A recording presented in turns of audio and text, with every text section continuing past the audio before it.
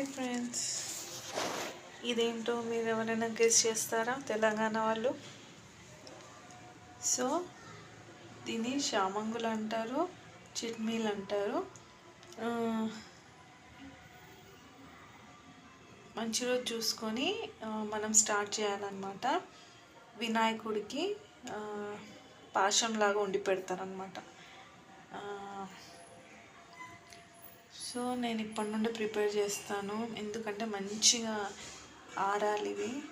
ఆరి ఎండ లేదు కాబట్టి ఇప్పటి నుండి చేస్తే ఆ రోజు వరకు మంచిగా ఎండుతాయి. చాలా బాగుంటుంది, నాకు చాలా ఇష్టం పాశం. మా మమ్మీ చేసేదైతే ఇంకా ఇష్టం.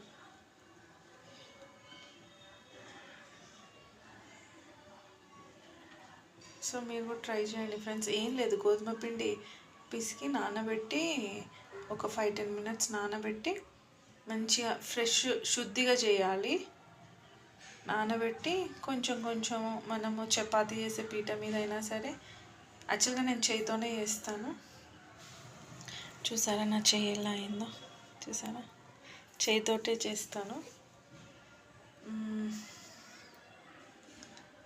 చేయితో చేస్తేనే బాగుస్తాయి. చూసారా ఎంత సన్నగా, అసలు అవి ఉడుకుతుంటే తింటుంటే చాలా బాగుంటాయి ఫ్రెండ్స్. చేసే ప్రాసెస్ చూపిద్దాం అనుకున్నాను కానీ మర్చిపోయా. ఈసారి మళ్ళీ ట్రై చేసినప్పుడు చూపిస్తా.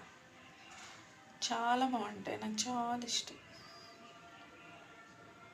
ట్రై చేయండి ఫ్రెండ్స్ మీరు కూడా. ఓకేనా? బాయ్ మరి.